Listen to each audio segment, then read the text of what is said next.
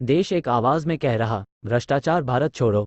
मोदी भारत छोड़ो आंदोलन की वर्षगांठ पर पीएम ने विपक्ष प्रधानमंत्री नरेंद्र मोदी ने भारत छोड़ो आंदोलन की वर्षगांठ पर राष्ट्रपिता महात्मा गांधी को याद करते हुए विपक्ष के गठबंधन इंडिया पर तंज किया। मोदी ने ट्विटर, अब एक्स, पर पोस्ट किया, भारत छोड़ो आंदोलन में भाग लेने वाले लोगों को श्रद्धांजलि देता हूं। महात्मा गांधी के नेतृत्व में हुए इस आंदोलन ने उपनिवेशवाद से देश को मुक्ति दिलाई। आज भारत एक आवाज में कह रहा है कि भ्रष्टाचार भारत छोड़ो, वंशवाद भारत छोड़ो, तुष्टीकरण भारत छोड़ो।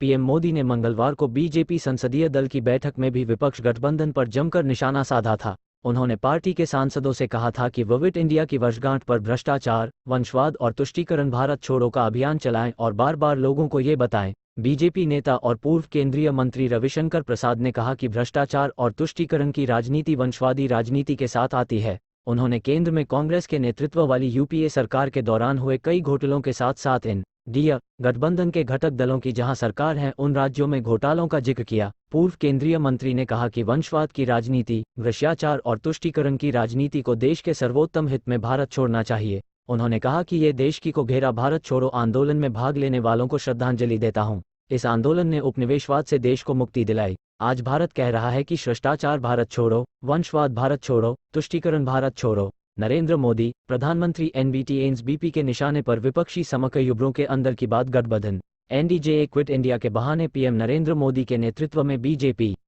ने संकेत दे दिया कि 2024 आम चुनाव से पहले वह नए विपक्षी गठबंधन इंडिया का काउंटर किस तरह करेंगे। इससे पहले पीएम मोदी कह चुके हैं कि लगान देने से कोई देशभक्त नहीं हो जाता और इसके लिए ईस्ट इंडिया कंपनी से लेकर इंडियन मुजाहिदीन तक की मिसाल दी।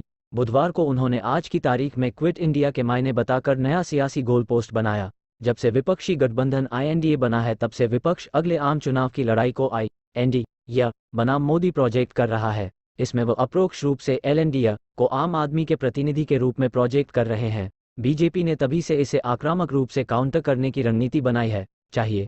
उन्होंने कहा कि भारत की सुरक्षा की इन 3 बीमारियों, घोर परिवारवाद छोड़ना चाहिए। अगर देश के लोकतांत्रिक 3 बीमारियां हैं जिन्हें भारत छोड़ देना अखंडता के लिए ये बहुत महत्वपूर्ण है। भ्रष्टाचार और शर्मनाक तुष्टीकरण को भारत ताने बाने की रक्षा करनी है, राजनीति में शुचिता को वापस लाना है और देश को बचाना है, तो इन 3 अभिशापों को भारत छोड़ना होगा। बीजेपी सांसदों ने वंशवादी राजनीति, भ्रष्टाचार और तुष्टीकरण की राजनीति को देश से खत्म करने की मांग करते हुए संसद भवन परिसर में प्रदर्शन भी किया।